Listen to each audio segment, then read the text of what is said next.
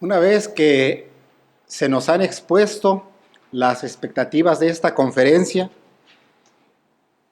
y hacia dónde va a girar la argumentación de esta conferencia en torno a las armas de nuestra milicia, vamos a ver hacia dónde los pastores del pasado dirigieron todas estas controversias. Una de las primeras directrices que tomaron los pastores del pasado fue la autoridad autoevidenciadora de la Escritura. Y para tratar de ingresar a lo que es la autoridad, tenemos que comenzar a ver a qué se refiere esto de la autoridad.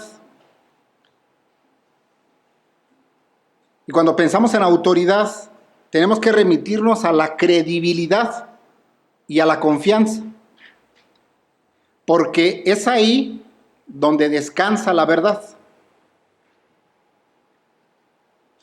Y vamos a ver que dentro de la autoridad hay dos categorías.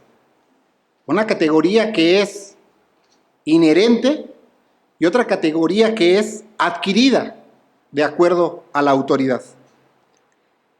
La autoridad es un elemento muy importante, ya que en caso de alguna controversia sobre la veracidad, la autoridad juega un papel crucial, pues esta es la que determina, en base a su credibilidad, lo que es cierto y lo que no es cierto. Es la autoridad la que viene y determina, como juez, diciéndonos, esto es verdad, esto no es verdad. La comparación de las dos categorías de la autoridad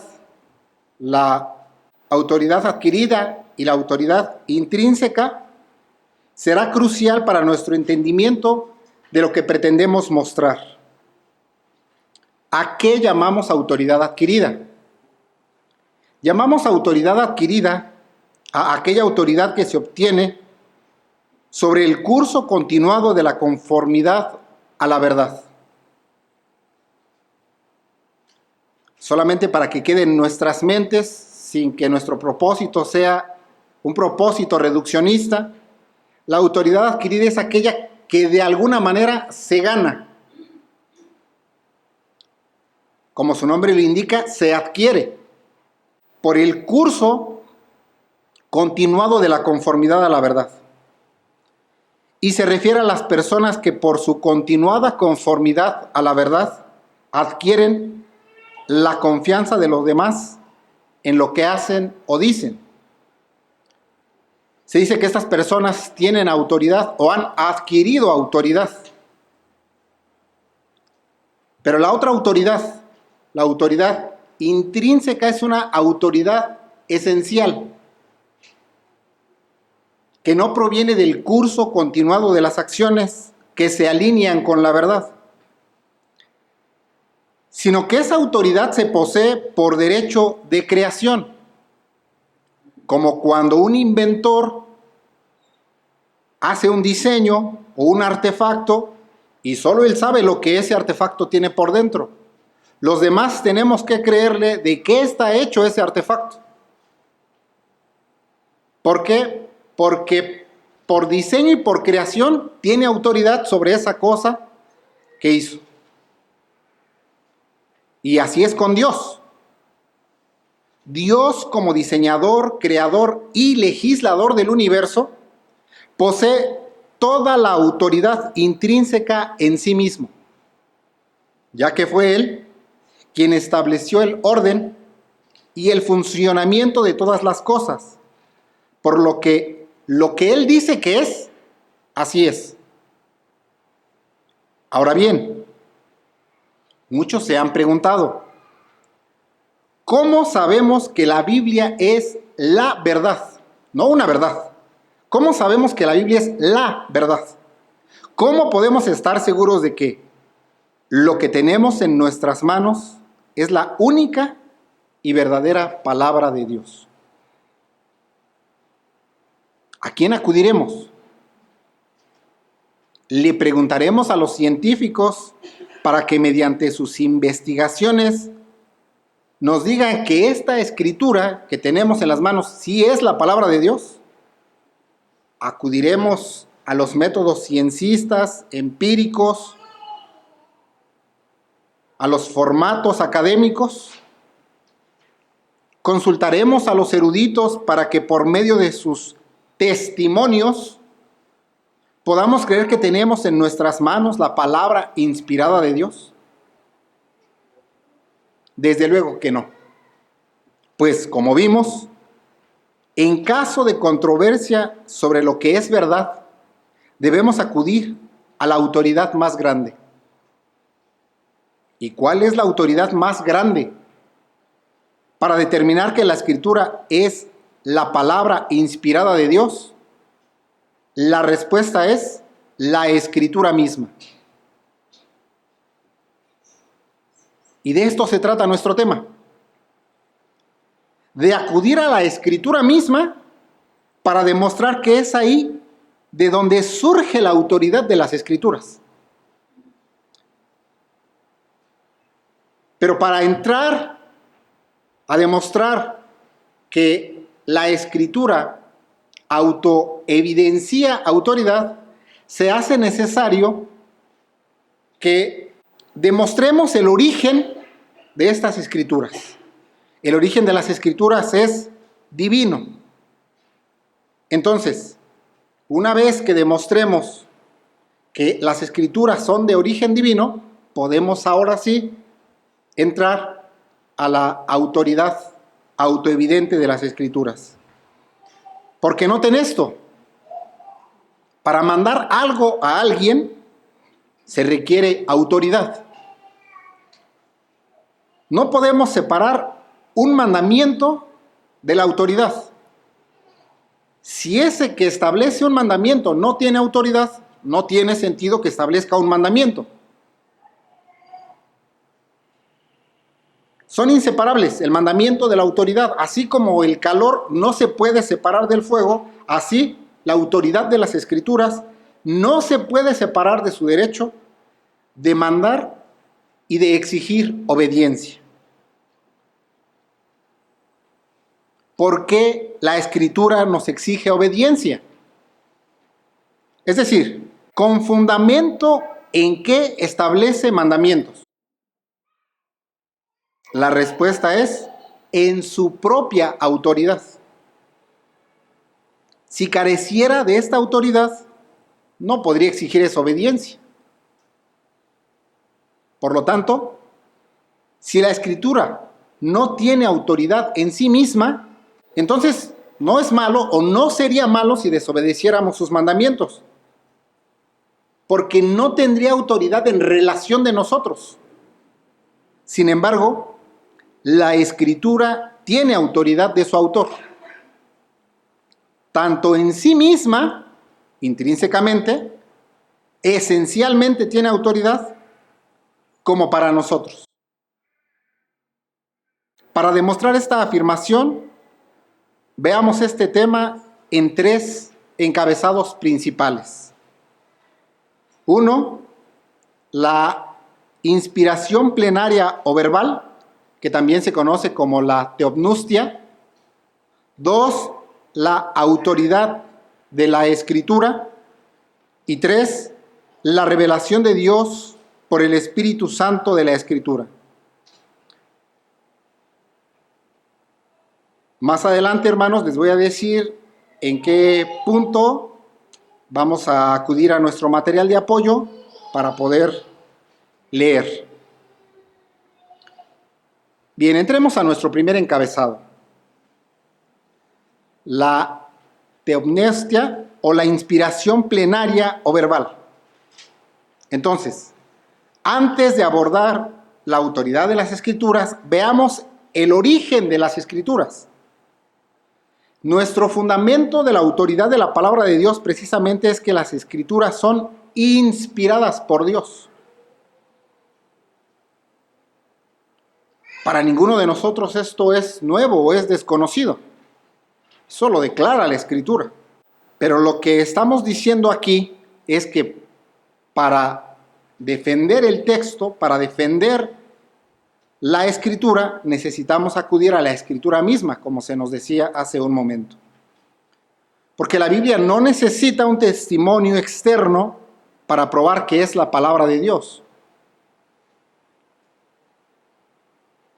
No vamos a acudir a las facultades, a la universidad, a las revistas de prestigio, para que nos digan si acaso la Escritura tiene autoridad, sino que acudiremos a la Escritura, que es la que nos va a evidenciar su origen y su autoridad. ¿Por qué? Porque la palabra de Dios tiene autoridad intrínseca, es decir, testimonios innatos injertados en la palabra misma que demuestran su origen divino. ¿De dónde viene la palabra inspiración? Eso lo encontramos en la palabra de Dios, en la segunda carta a Timoteo, capítulo 3, versículo 16. Leo para ustedes. Toda escritura es dada por inspiración de Dios y es útil para enseñar, para redarguir, para corregir, para instruir en justicia. Si notaron, tiene unos cambios también, debido a que es una versión revisada que cuenta con elementos purificados, comparándola con la versión más popular, que es la versión 60. Pero noten que es de la Escritura misma y de sus propios testimonios internos que podemos comprobar este origen divino. Es decir, es de la Escritura misma que afirmamos que la Escritura procede inmediatamente de Dios. Ya en un momento vamos a ver qué es esto de inmediatamente. Precisamente la palabra que nos llegó como inspiración es la palabra theopnestus, que significa soplado por Dios. Esta palabra se compone a su vez de dos palabras griegas, theos, Dios, neustos, que viene de la palabra neuma, que significa viento o espíritu. De ahí que significa soplado por Dios. Este testimonio escritural da evidencia de que las escrituras proceden inmediatamente de Dios y que toda la escritura es divinamente soplada. ¿Qué es esto de inmediatamente? Tendríamos que contrastarlo con mediato. Mediato significa que tiene medios o intermediarios. Inmediato significa que no tiene medios o intermediarios. Es decir, viene directamente, inmediatamente de Dios en la entrega de esta verdad. Esta afirmación proviene de la Escritura misma. Y como se abordaba en un inicio, no requiere de testimonios externos para demostrar su procedencia. Y esto es lo que garantiza la autoridad de las Escrituras. Pregunta: ¿acaso la Escritura nos dirige a comprobar su origen y autoridad en testimonios externos? ¿Acaso la Escritura nos insta a aceptar su autoridad basada en la autoridad de métodos empíricos de hombres falibles? La Escritura nos manda y nos dice: vayan y busquen, rasquen la tierra y traigan evidencias de que la Biblia es verdad. La Escritura no nos dice eso. O en la Escritura se nos dice que acudamos a la tradición o a la autoridad de la iglesia. Ahí con autoridad de la iglesia nos referimos a los romanistas, a los papistas. ¿Acaso las Escrituras nos ordenan que acudamos directamente a los milagros para comprobar su origen divino? O se nos dice: vayan y pregunten si otros hombres entre comillas, eruditos, le dan consentimiento a la Escritura de que tiene un origen divino. De ninguna manera. La Escritura afirma: toda Escritura es dada por inspiración de Dios. Ahí está la clave. Las Escrituras exigen nuestra atención, nuestra obediencia, nuestra sumisión. Exigen de nosotros total obediencia. Tiene poder para mandar, debido a su inspiración divina. Entonces, la Escritura debe ser recibida con fe divina, como inspirada, o debe ser rechazada como falsa. Solo hay esas dos vías. O la Escritura es inspirada y debe ser aceptada, o no es inspirada y debe ser rechazada. El pastor puritano John Owen, al describir el origen de las Escrituras, nos dice, cito: en cuanto al origen de las Escrituras del Antiguo Testamento, se dice que Dios habló desde antiguo o antiguamente en los profetas, como enseña Hebreos 1:11. Desde los días de Moisés, el legislador, y hacia abajo hasta la consignación y concordancia del canon entregado a la iglesia judía. En los días de Esdras y sus compañeros, los hombres de la gran congregación. Así habló Dios, habiéndose hecho esto solo entre los judíos. Ellos, como su iglesia, les fueron confiados los oráculos de Dios, como enseña Romanos 3:2. Dios habló en y por los profetas. Fin de la cita. Una vez que se sienta el fundamento de que la Escritura tiene origen divino, entonces se puede comprender mejor la autoridad de las Escrituras. Para empezar a hablar del origen de las Escrituras, debemos afirmar que Dios habla a los profetas y Dios nos habla por medio de ellos. Dice la palabra de Dios que Dios habló en otro tiempo de otras maneras: sueños, visiones, voces audibles, pero a los profetas. Luego Dios nos habla por ellos a través de la Escritura. La primera fuente de la Escritura es el consejo y la voluntad de Dios, en contraste con la voluntad del hombre.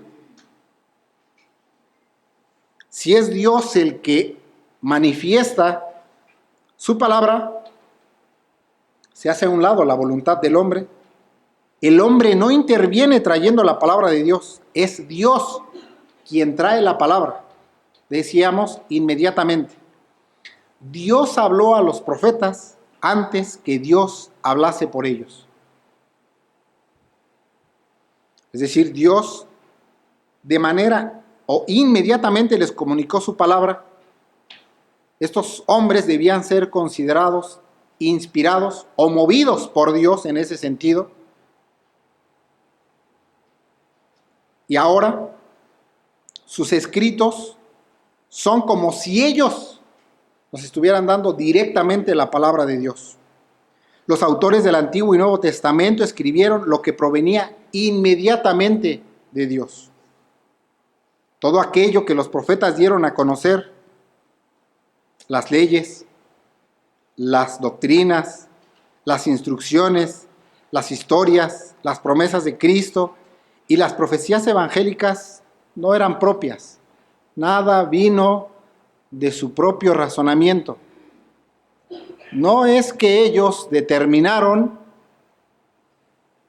irse a un monte o apartarse y decir, quiero que venga la revelación divina. No. Ningún profeta realizó esfuerzos por traer la palabra de Dios. No es que los profetas determinaron que la palabra viniera. No es el esfuerzo, el estudio, la memorización. En ese sentido, no es que los profetas se pusieron en modo inspirado, sino que toda palabra procedió inmediatamente de Dios.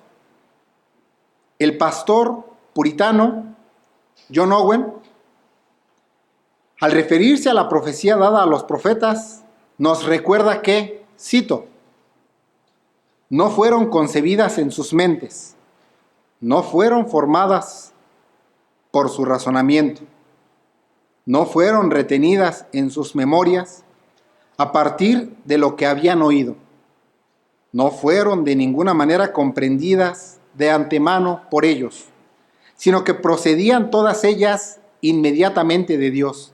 Fin de la cita. De ahí que los autores del Antiguo Testamento, y esto aplica para los del Nuevo Testamento, por supuesto, solo actuaron cuando Dios los movió inmediatamente.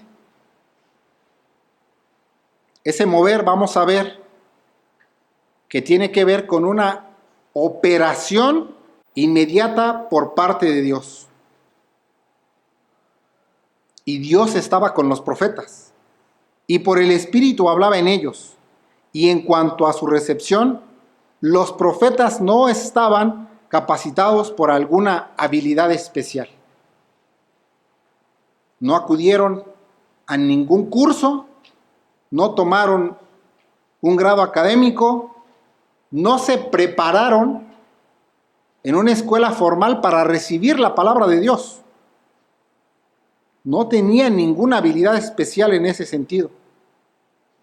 El pastor puritano John Owen nos ilustra cómo Dios estaba con los profetas y cómo fueron traídas las escrituras a ellos. Cito, sino que solo actuaban según eran movidos inmediatamente por él, su lengua en lo que decían, o su mano en lo que escribían. No estaban más a su propia disposición que la pluma en la mano de un escritor experto. Fin de la cita. Los profetas eran solamente una pluma en la mano de un escritor experto, nos dice el ministro puritano. En ese sentido, nosotros no debemos tener prejuicio de que Dios dictó su palabra. Es muy común que cuando se habla de la inspiración de las escrituras se diga, pero los autores sí intervinieron. No hay que decir, o no digan, ustedes no tienen derecho para decir que Dios dictó su palabra. Bueno, pues Dios dictó su palabra. Los autores solamente eran una pluma. Y Dios, el escritor experto. Pero en cuanto a la recepción de la palabra de Dios, nada provenía de los profetas, ni por el estudio, ni por la meditación.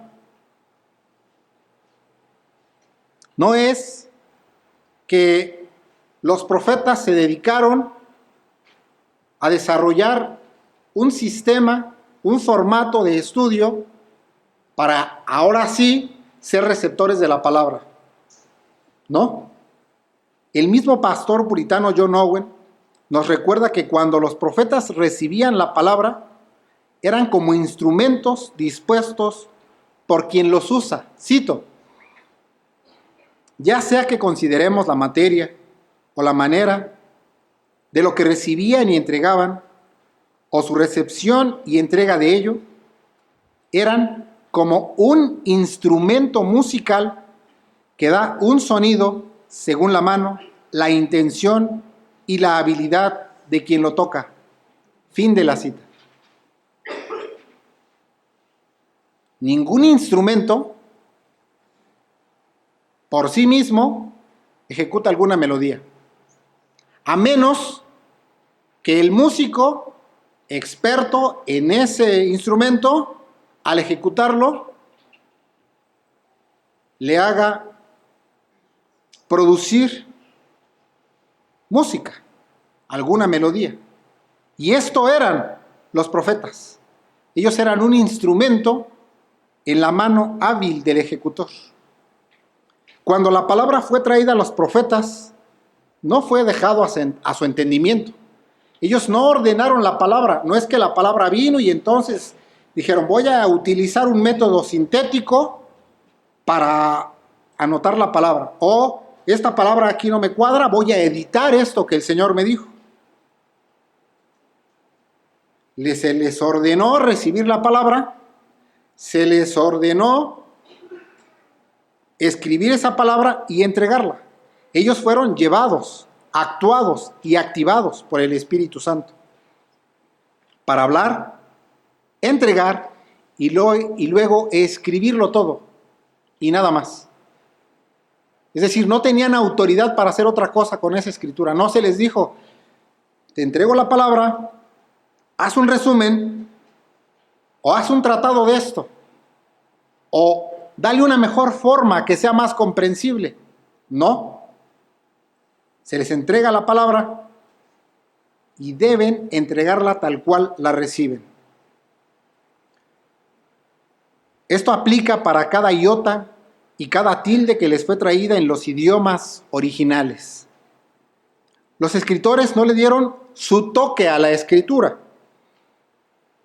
De ahí que la escritura está libre de todo error,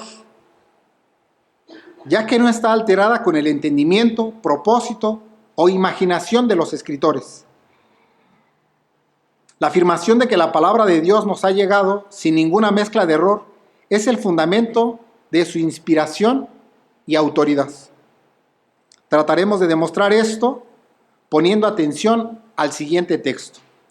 Este texto lo encuentran en la página 21, que es el primer texto propuesto en la parte de hasta arriba de su material de apoyo, que lleva por título La autoridad autoevidenciadora, en 2 de Pedro 1, del 19 al 21. Su servidor solo le dará lectura al 20 y al 21. Entendiendo primero esto, que ninguna profecía de la Escritura es de interpretación privada, porque la profecía no vino en tiempos pasados por la voluntad del hombre, sino que los santos hombres de Dios hablaron siendo movidos por el Espíritu Santo. Hasta ahí. Aquí habla de la profecía de la Escritura o de la profecía escrita. En aquel momento, el apóstol Pedro competía contra algo que se conocía como una tradición, que se conocía como la ley oral, que se iban comunicando de generación a generación y que pretendían que tenía un origen divino. Sin embargo, el apóstol condena aquella tradición oral al referirse a la palabra profética en la forma en la que quedó escrita. Y así denuncia la tradición oral para establecer la profecía escrita como el verdadero origen divino. El apóstol Pedro en este texto dice que esta profecía escrita no es de interpretación privada. Y entonces es importante saber qué es esto de interpretación. Cuando se habla de interpretación en las Escrituras es que los profetas no tenían una concepción privada o entusiasmo egoísta con respecto a las cosas que hablaban. No es que detrás de sus palabras se escondía un secreto mágico o místico. No, lo que estaban hablando procedía inmediatamente de Dios y eso que estaban hablando era lo que Dios quiso hablar. Y se refiere a su manera y forma de recibir la voluntad de Dios. La referencia a esto es la primera entrega de la palabra y no a nuestras consideraciones del significado de la voluntad revelada de Dios. Ya que la siguiente expresión del texto es, porque la profecía no vino en tiempos pasados por la voluntad del hombre, sino que los santos hombres de Dios hablaron siendo movidos por el Espíritu Santo. La intención del apóstol Pedro es, la profecía que hemos escrito, o sea, la Escritura, no provino de los profetas mismos.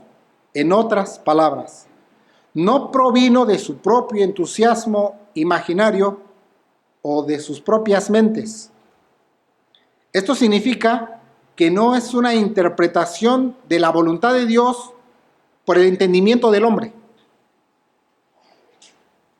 Eso también nos dice que no había lugar para la autoinspiración por parte de los profetas.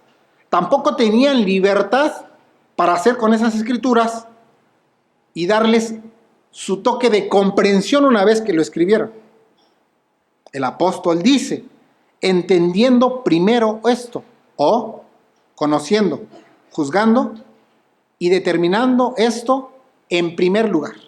Es decir, este principio lo deben saber y reconocer todos. El verbo conocer aquí no solo significa conocer, comprender, percibir, sino también juzgar, poseer, reconocer. Es como si el apóstol nos dijera, para empezar, en la religión todos deben comprender y conocer esta verdad, que ninguna profecía escrita es de interpretación privada.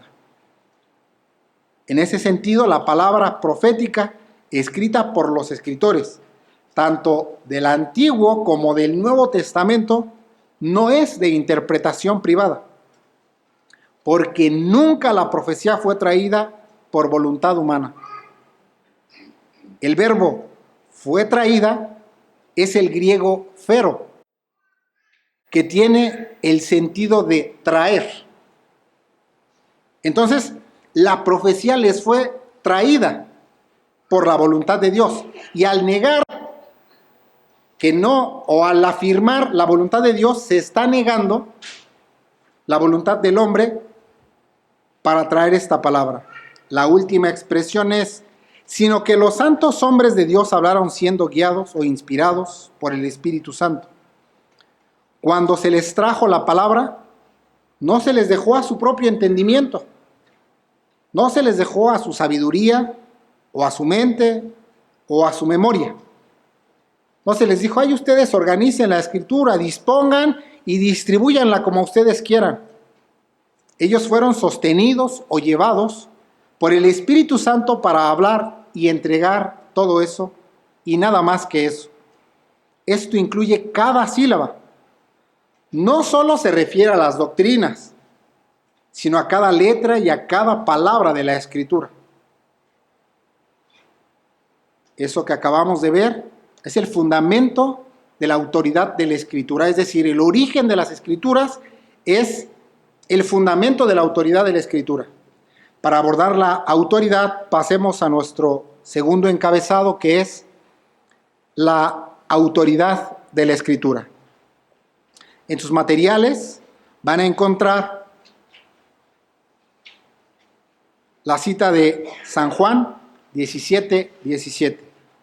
Dice la palabra de Dios, santifícalos por tu verdad, tu palabra es verdad. Bien, pregunta, ¿por qué? ¿O por qué razón cree usted que las Escrituras o los libros del Antiguo y Nuevo Testamento son la palabra de Dios? ¿De dónde se funda para creer eso? Para responder, cito al pastor puritano John Owen, la autoridad de Dios, el supremo Señor de todo. La primera y única verdad absoluta, cuya palabra es verdad, hablando en y por los autores inspirados de las Escrituras, convencidos solo en y por la Escritura misma, es la única base y fundamento o razón formal de nuestro asentimiento a esas Escrituras como su palabra. Termina la cita. ¿Qué nos está diciendo el pastor puritano? Es por la fe divina que estamos obligados a creer que la Escritura procede inmediatamente de Dios y que tiene autoridad. Nos está diciendo que la autoridad de Dios mismo es la única base y fundamento de nuestro asentimiento a esas Escrituras como su palabra. Cabe mencionar que la autoridad de Dios no es algo que debemos demostrar en un sentido académico. La autoridad de la palabra de Dios proviene de la misma palabra de Dios. Para los hombres que les gustan los laberintos de palabras, es decir, para los sofistas y filósofos, esto es inaceptable, porque es un argumento circular. Para el mundo académico esto no puede ser posible, debido a que algo más debería darle valor de autoridad a la palabra. Sin embargo, si hemos reconocido el origen divino de las Escrituras, la necesaria consecuencia es el reconocimiento de que su autoridad proviene de ella misma. El pastor puritano John Owen nos recuerda que la autoridad de la palabra escrita proviene de ella misma. Cito: así, pues, la autoridad de la palabra escrita en sí misma y para nosotros proviene de sí misma como palabra de Dios. Y la convicción de esa autoridad para nosotros es por sí misma. Cuando se pregunta por la autoridad de la Escritura, se refiere estrictamente a su poder para ordenar y exigir obediencia en nombre de Dios. Preguntar, pues, ¿de dónde procede su autoridad? Es preguntar, ¿de dónde obtiene su poder para mandar en nombre de Dios? Fin de la cita. La autoridad de la palabra proviene de sí misma y no requiere que nadie más le otorgue un testimonio de autoridad. Por lo tanto, ningún hombre debería concluir que la Escritura obtiene su poder de mandar aparte o fuera de la autoridad de Dios mismo. Si la Escritura no requiere que nadie más le otorgue un testimonio de veracidad, es debido a que ella misma puede autoevidenciar autoridad. La Escritura no necesita de la crítica textual, ni de la historicidad para evidenciar su autoridad. La Escritura no necesita de la aprobación del magisterio católico romano, ni de la tradición de los hombres. La Escritura no requiere los hallazgos de la arqueología, ni los manuscritos más antiguos para declararse a sí misma como autoridad. Es decir, si viene la sociedad bíblica más prestigiosa del círculo evangelical a informarnos, tal pasaje de la Escritura no se ha hallado en los escritos de tal sitio. En definitiva, eso no le resta autoridad a la palabra de Dios. El pastor puritano John Owen nos recuerda que las Escrituras autoevidencian autoridad debido al autor que es Dios mismo. Cito: la Escritura tiene toda su autoridad de su autor, tanto en sí misma como respecto a nosotros, que tiene el autor y el origen alegado, se declara a sí misma sin ninguna otra ayuda. Fin de la cita.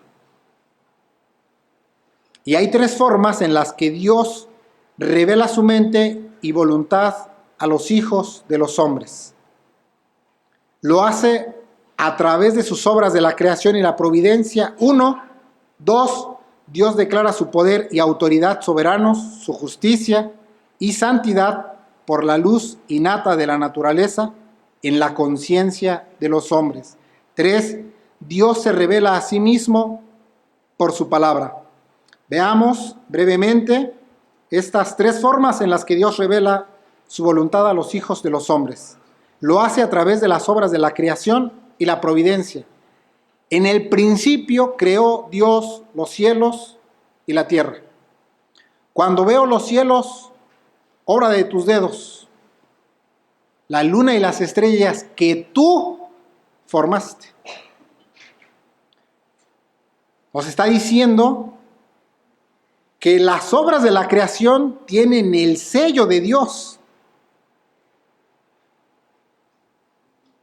2. Dios declara su poder y autoridad soberanos, su justicia y santidad por la luz innata de la naturaleza en la conciencia de los hombres.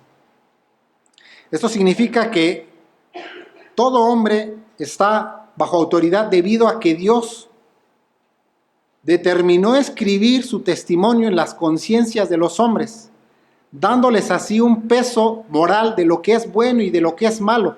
Es por eso que sus razonamientos les juzgan, les acusan o les defienden.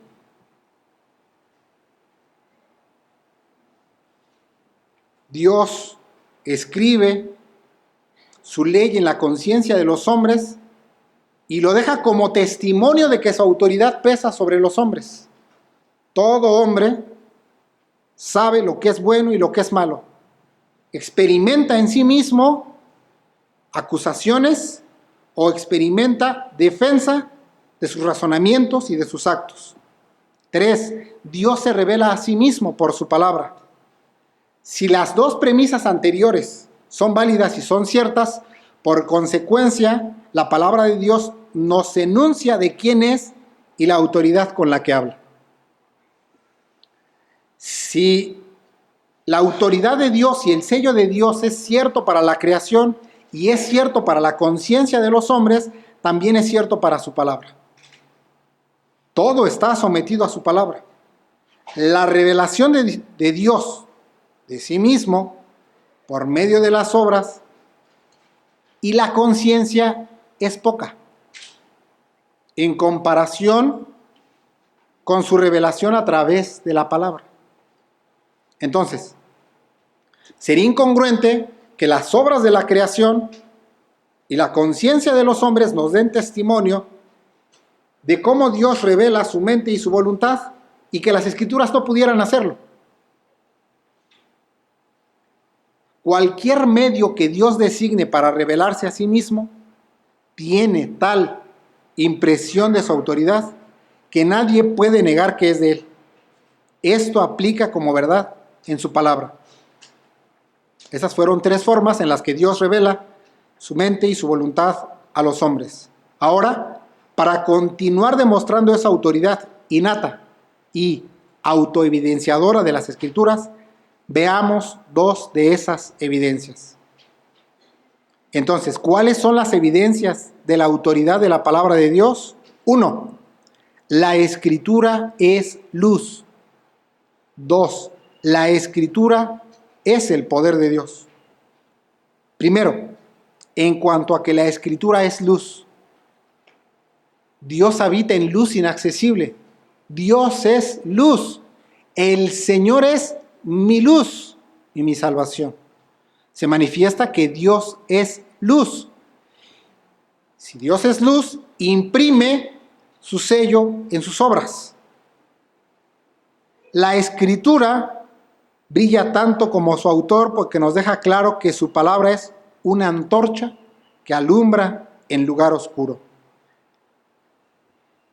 Entonces, pretender que algunos eruditos, supuestos métodos científicos, alguna asociación, sociedad bíblica o iglesia testifique o pretenda darle autoridad a la Escritura, sería como pretender que una vela ilumine el sol, y eso sería absurdo.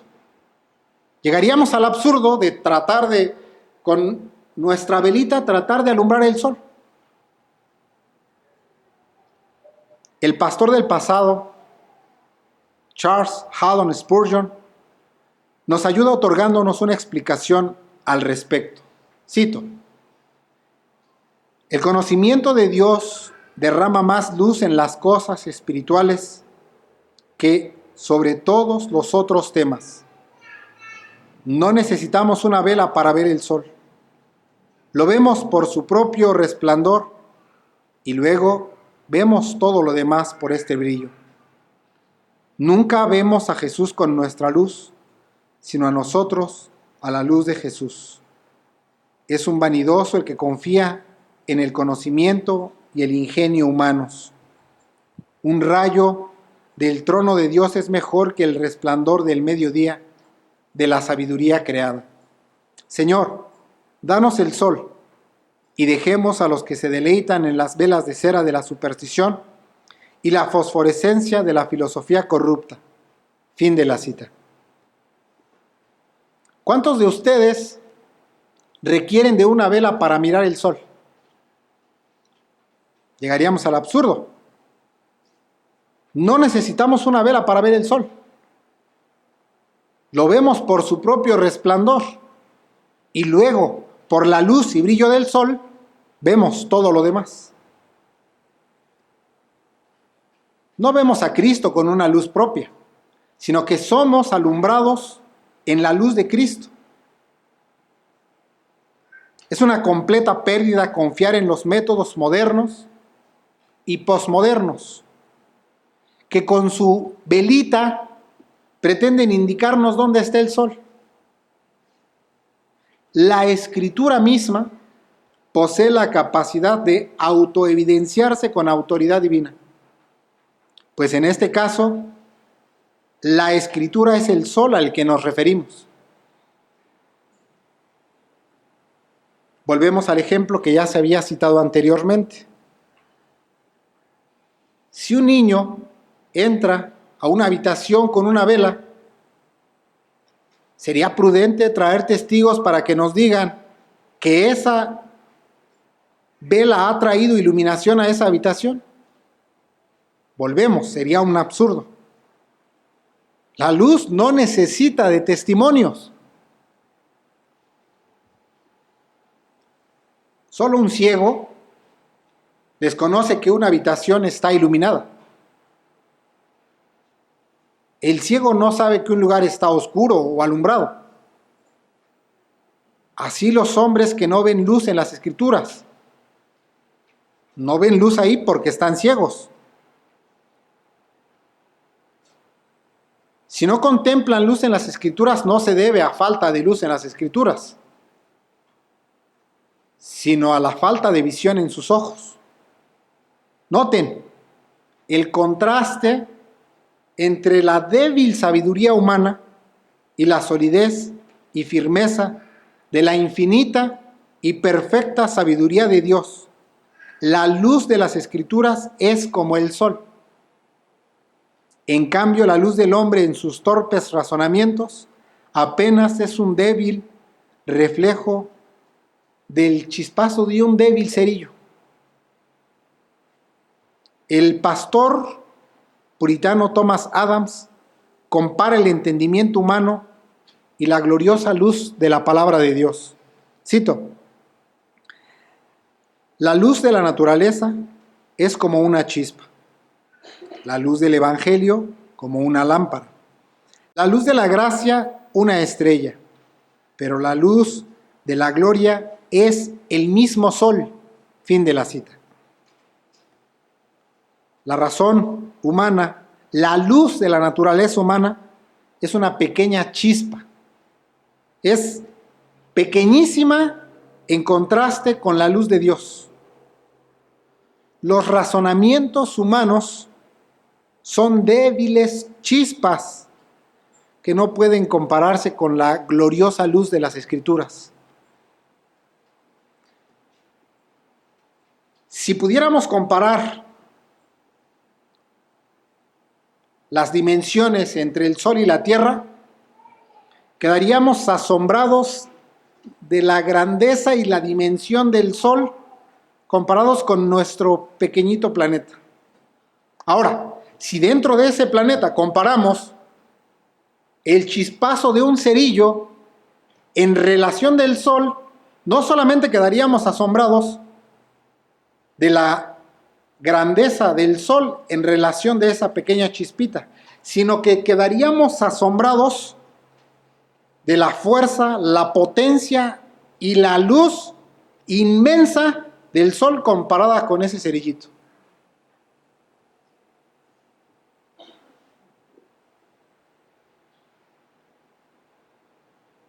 Es torpe pretender que alguien más, una autoridad, supuesta autoridad, pretenda vindicar u otorgarle autoridad a la palabra de Dios.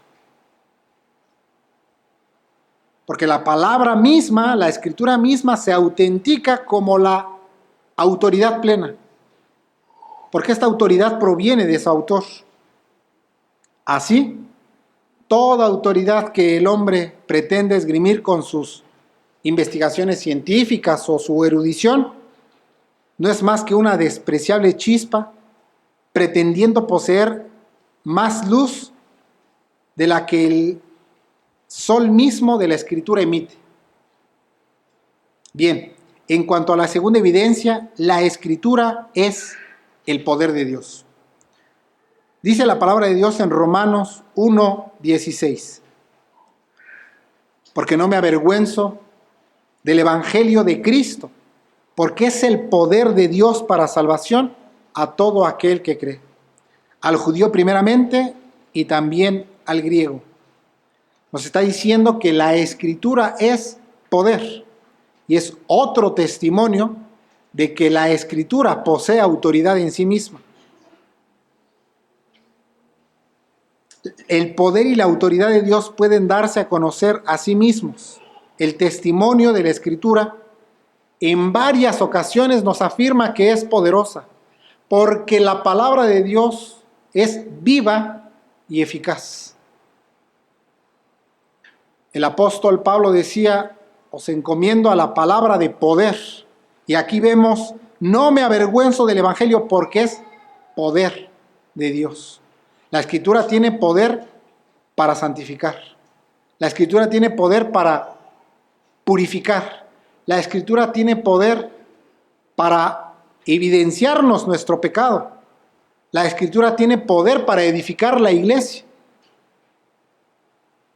Cuando hablamos del poder de las escrituras, nos referimos a la forma en que se sumerge en los corazones y en las conciencias de los hombres. La escritura les trae convicciones, terrores y mortificación espiritual. La escritura puede hacernos sabios, santos y obedientes. Eso manifiesta su poder. La escritura administra consuelo y entendimiento. Pero este entendimiento y revelación no es para el mundo, sino solo para aquellos en quien mora el Espíritu Santo de Dios. Esto es, a los verdaderos creyentes. Para eso pasemos a nuestro tercer encabezado, que es la revelación de Dios por el Espíritu Santo de la Escritura. Si la Escritura es de origen divino y este origen manifiesta su autoridad, entonces este libro no es como cualquier otro libro y por lo tanto no debemos tratar este libro como si estuviéramos tratando con cualquier libro secular, sino que se hace necesario suplicar al autor que nos conceda capacitación mediante una operación y que podamos mirar el sentido espiritual de este libro. Ahí en sus materiales pueden leer la palabra de Dios, Salmo 119, 18. Abre mis ojos y miraré las maravillas de tu ley. Este texto es una oración, es una petición del salmista y hace referencia a una obra de iluminación, una obra interna operada por el Espíritu de Dios. Se está rogando: abre mis ojos. Cuando abras mis ojos, miraré las maravillas de tu ley. Porque noten que el salmista se propone como alguien que carece de la capacidad para conocer las maravillas de la ley de Dios.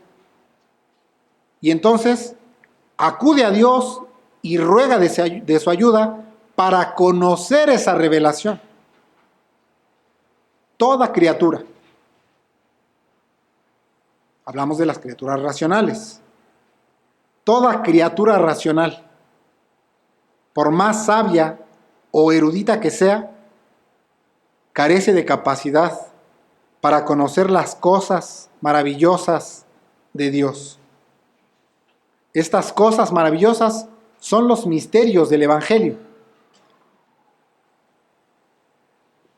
¿Por qué son misterios?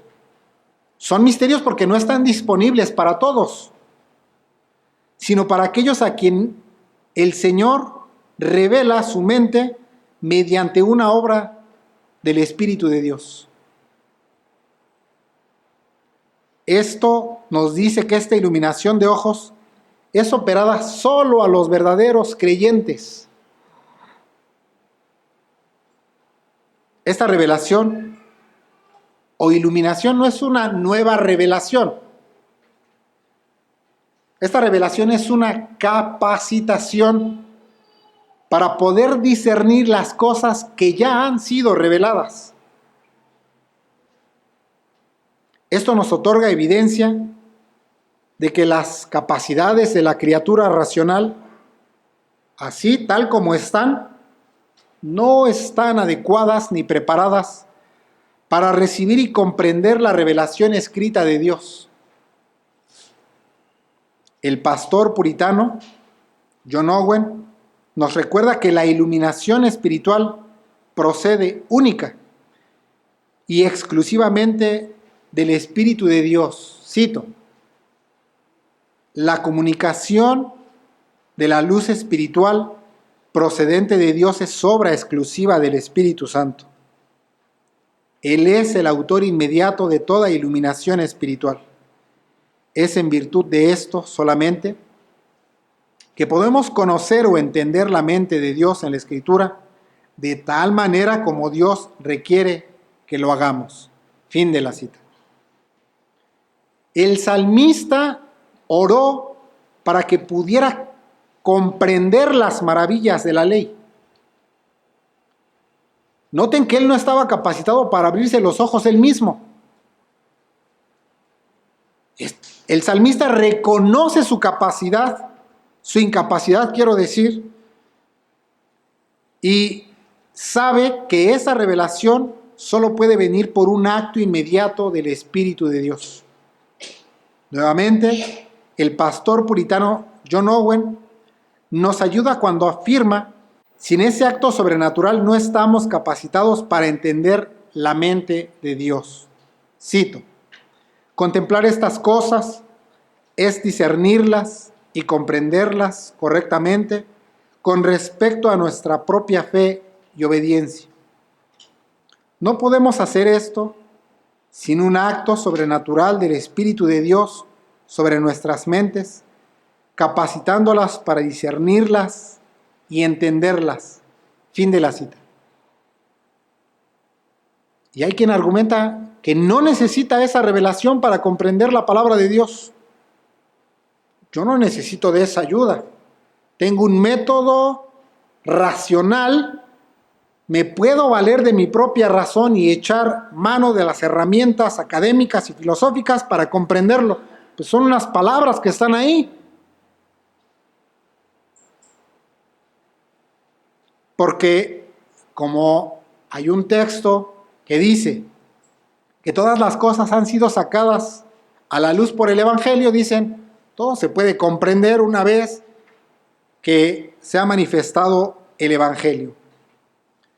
Pero veamos lo que responde el apóstol Pablo. Ustedes pueden ver la respuesta del apóstol Pablo ahí en su material, en la página 21. Vamos a leer la cita que va a continuar en la página 22. Dice la palabra de Dios en 2 Corintios 3, 12, 18. Así que, teniendo tal esperanza, hablamos con mucha confianza, y no como Moisés, que ponía un velo sobre su rostro, para que los hijos de Israel no pudiesen fijar la vista en el fin de aquello que había de ser abolido. Pero sus mentes fueron cegadas, porque hasta el día de hoy, cuando leen el Antiguo Testamento, permanece el mismo velo sin ser quitado, el cual por Cristo es quitado. Y aún hasta el día de hoy, cuando Moisés es leído, el velo está puesto sobre el corazón de ellos. Pero cuando se conviertan al Señor, el velo será quitado.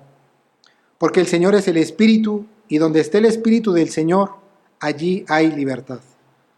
Por tanto, nosotros, todos, mirando con cara descubierta, como en un espejo, la gloria del Señor, somos transformados en la misma imagen de gloria en gloria, como por el Espíritu del Señor. Hasta allí. Cuando Moisés recibió la revelación, su rostro resplandeció. ¿Pero por qué resplandeció su rostro? Debido a que había cosas maravillosas respecto de Jesucristo. Sin embargo, esta luz no brilló inmediatamente en toda la gente. Se nos dice que hay dos velos. Un velo se refiere a las instrucciones.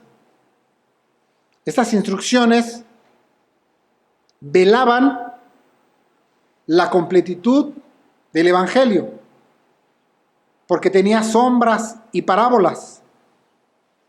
Y la gente entonces no podía comprender claramente las cosas maravillosas contenidas en aquellas instrucciones.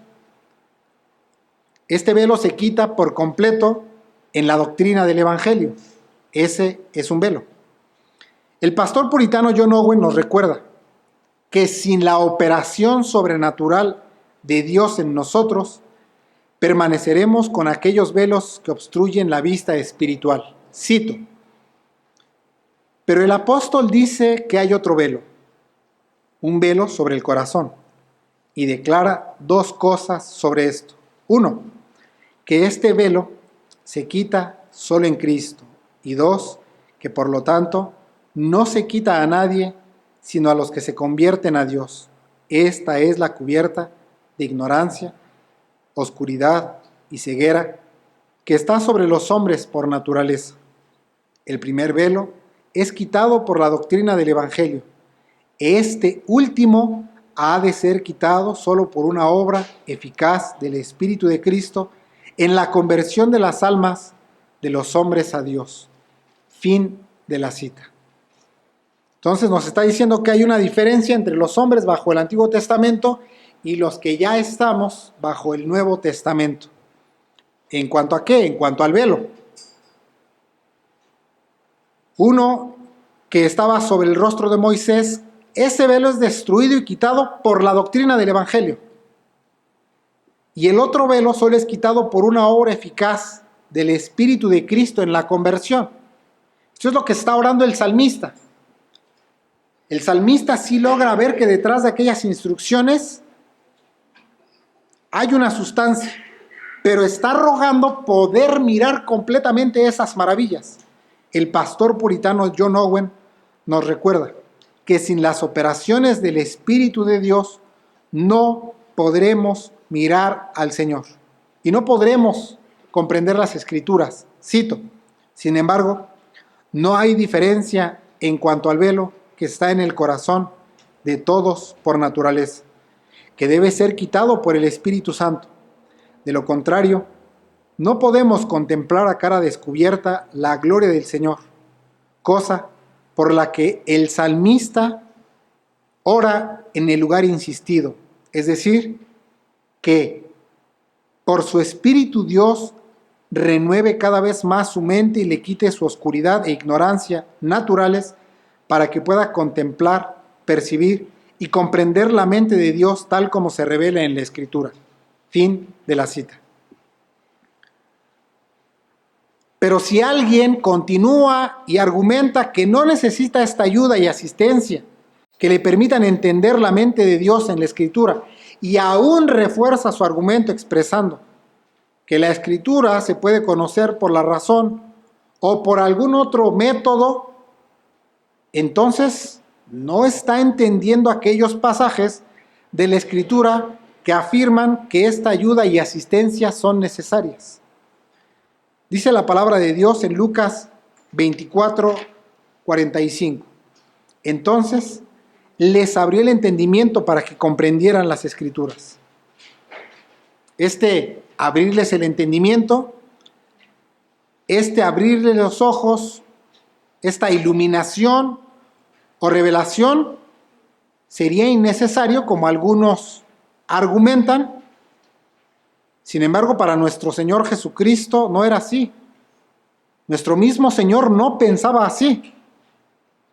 Los discípulos de Cristo habían recibido la instrucción de la ley, conocían la interpretación rabínica y habían aprendido bajo los métodos rabínicos la literalidad de las Escrituras.